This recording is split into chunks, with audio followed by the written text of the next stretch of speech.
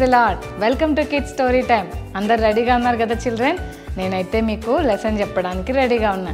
మీరందరు రెడీగా ఉన్నారు కదా? ఓకే పిల్లలు, ఒక ఊర్లో ఒక అంకుల్ ఉన్నాడు పిల్లలు.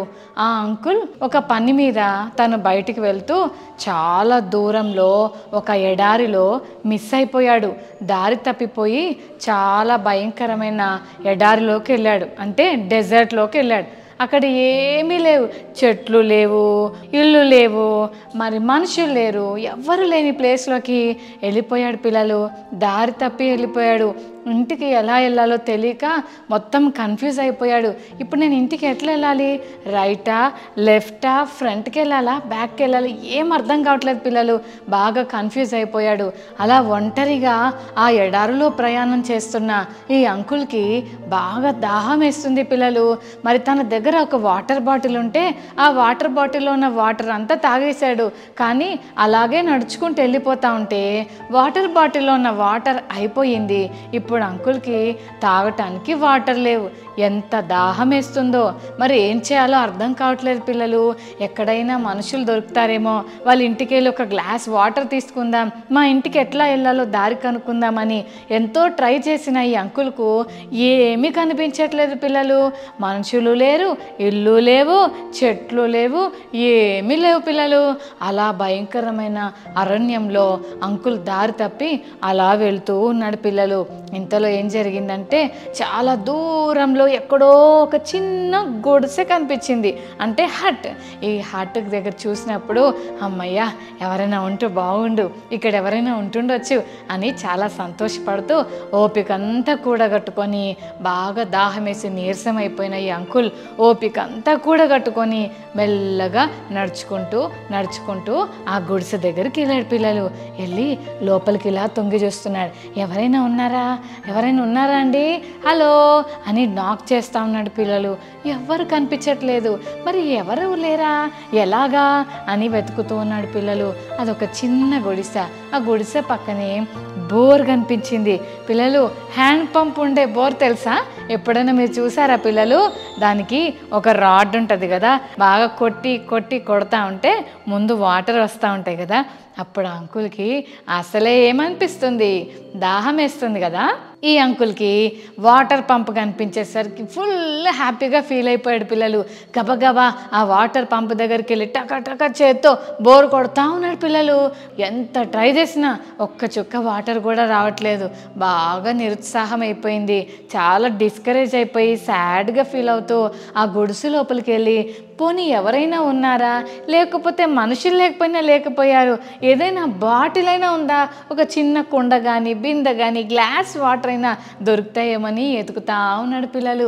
గుడిసె అంతా వెతుకుతున్నాడు, కానీ అంకుల్కి ఏమి కనిపించలేదు. అలాగే బాధగా ఒక పక్కన అలా కూర్చొని చూస్తూ ఉన్నాడు పిల్లలు. చూస్తుంటే ఒక కార్నర్లో ఒక సెల్ఫ్లో ఒక వాటర్ బాటిల్ కనిపించింది. వాటర్ బాటిల్ కనిపించేసరికి అంకుల్ ప్రాణం లేసొచ్చింది. గబగబా దాని దగ్గరకు వెళ్ళి ఆ వాటర్ బాటిల్ దగ్గరకు వెళ్ళి ఆ బాటిల్ తీసుకుందామని ట్రై చేశాడు. ఈ లోపల ఆ బాటిల్ దగ్గర ఒక చిన్న పేపర్లో ఒక మాట రాస్తుంది. అదేంటంటే, మీకు వాటర్ కావాలంటే ఈ బోర్ ఉంది కదా, ఆ బోర్లోకి ఈ వాటర్ పోయండి, అప్పుడు తప్పకుండా మీకు హెల్ప్ అవుతుంది, మీకు వాటర్ వస్తాయి అని చెప్పారు పిల్లలు. అప్పుడు ఈ అంకుల్ ఆ బాటిల్ తీసుకొని ఆ పేపర్ చదువుతూ ఆలోచన చేశాడు. నాకు బాగా దాహం వేస్తుంది, ఇప్పుడు నేను ఈ వాటర్ మొత్తం తాగేయాలనిపిస్తుంది. ఒకవేళ ఇంకా దాహం తీరకపోతే నేను ఇంటికి ఎలా వెళ్ళాలో అసలు నాకు ఏం అర్థం కావట్లేదు.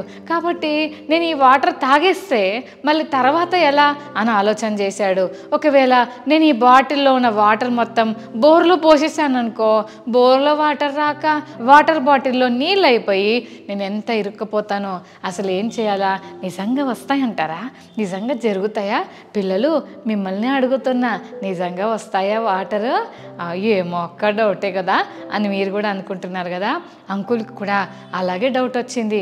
ఒకవేళ బోర్లో వాటర్ పోసాను కానీ రాకపోతే ఎలా అని చాలా రకాల డౌట్లు అంకుల్ చుట్టూ మైండ్ అంతా వచ్చేసాయి.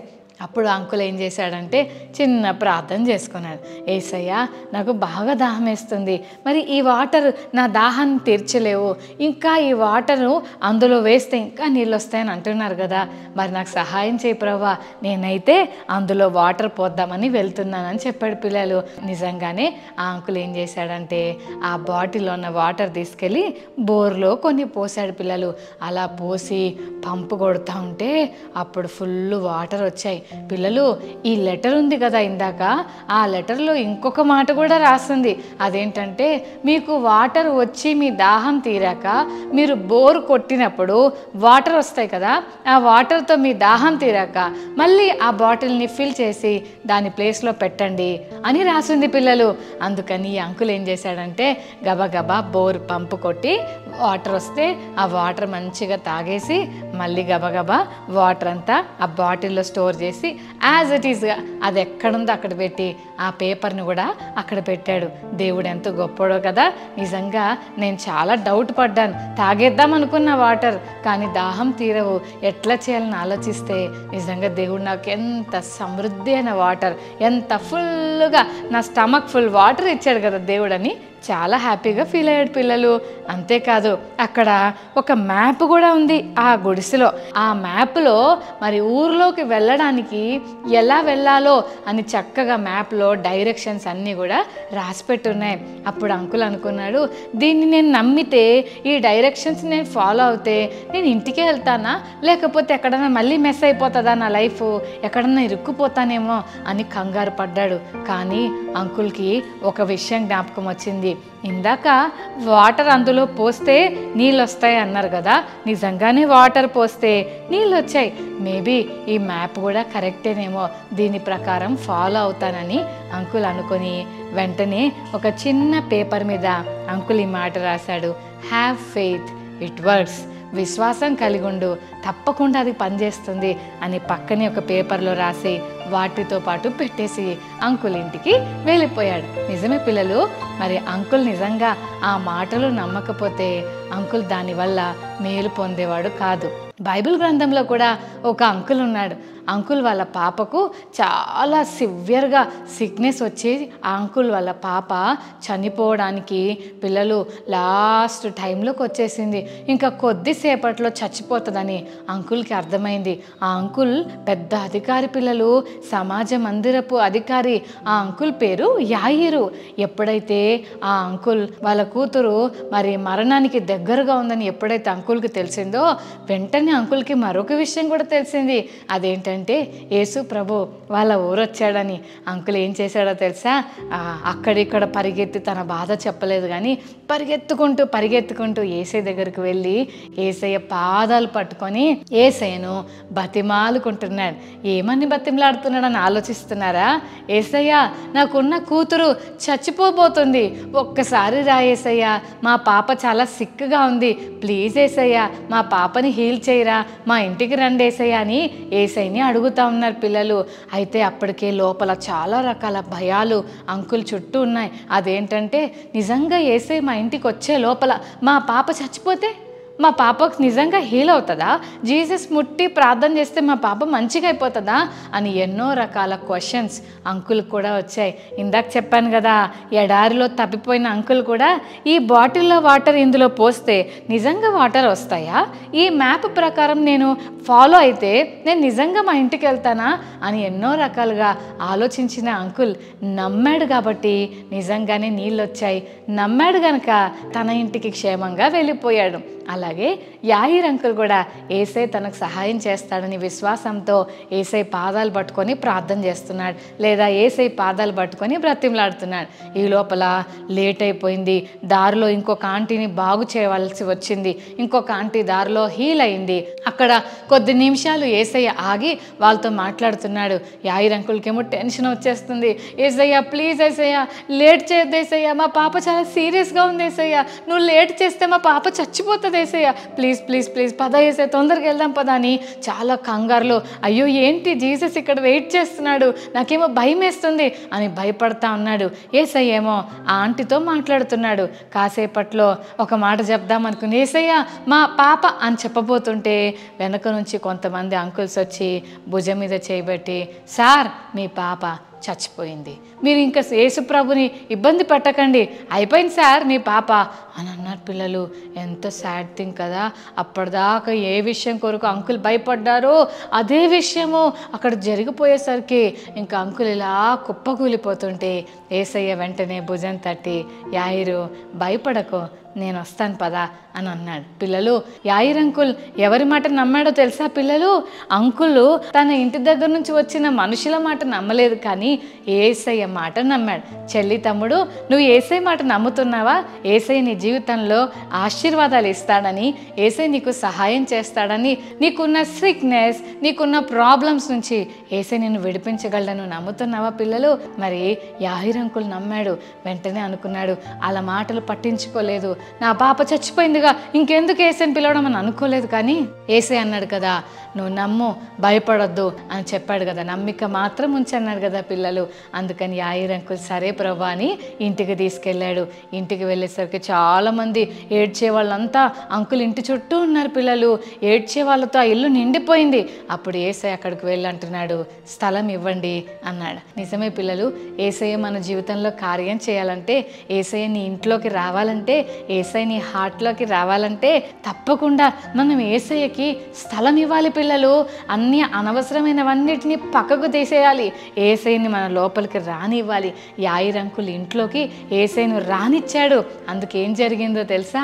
చచ్చిపోయిన ఆ పాప దగ్గరకు యేసయ్య, పేతురు అంకుల్, యాకోబ్ అంకుల్, యోహాన్ అంకుల్, అలాగే యాయిర్ అంకుల్ వాళ్ళ వైఫ్ ఆ పాపే ఉన్నారు. పిల్లలు లోపలికి వెళ్ళగానే ఒక చిన్న మాట యేసయ్య అన్నాడు. అదేంటంటే తల్లి తాకుమి అన్నాడు. పిల్లలు ఆ మాటకి ఆ అక్క, చచ్చిపోయిన అక్క లేచి నిలబడింది. పిల్లలు మంచిగా లేచి కూర్చుంది.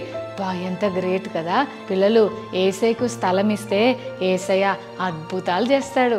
అప్పటిదాకా ఏడుస్తున్న వాళ్ళు చచ్చిపోయిన అక్క తిరిగి లేచేసరికి అందరూ సంతోషించడం మొదలుపెట్టారు. వాతావరణం అంతా మారిపోయింది. ఇంత అద్భుతం జరగడానికి కారణం ఏంటంటే ఆ ఒక్క యాయిర్ అంకుల్ యేసయ్యను నమ్మి యేసయ్య దగ్గరకు వచ్చాడు. అదే యేసయ్య దగ్గరికి కనుక యాయిర్ అంకుల్ రాకపోతే అదే బాధలో ఉండిపోయేవాడు.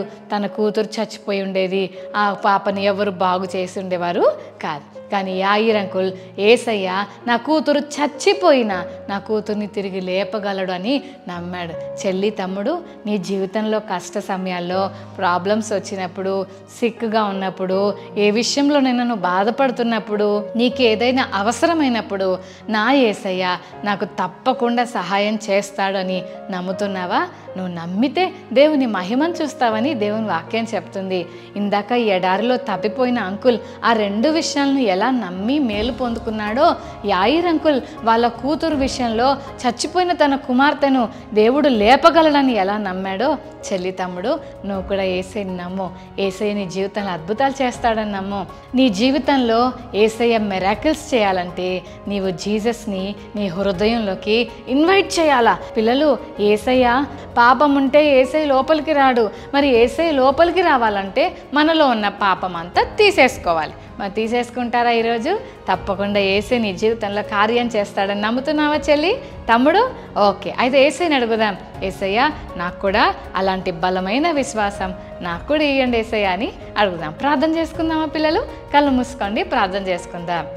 ప్రేమగల తండ్రి, ఘనమైన దేవానికి స్తోత్రాలు. ఎడారిలో తప్పిపోయిన ఆ అంకుల్ ఏ రీతిగా అయితే ఆ వాటర్ బాటిల్ విషయంలో, మ్యాప్ విషయంలో నమ్మాడో, యాయిర్ అంకుల్ కూడా తన కూతురు చచ్చిపోయిందని తెలిసినా కూడా నువ్వు అద్భుతం చేయగలవని నమ్మాడో, అలాగే ఈరోజు ఈ మాటలు వింటున్న ప్రతి చెల్లి తమ్ముడు కూడా నీ శక్తిని, నీ కార్యాలను, నీ బలమును, నిన్ను నమ్మగలిగిన కృప దయచేయమని, అవిశ్వాసం లేకుండా సహాయం చేయమని యేసు నామమున వేడుకొని ప్రార్థిస్తున్నాను తండ్రి. Amen, amen.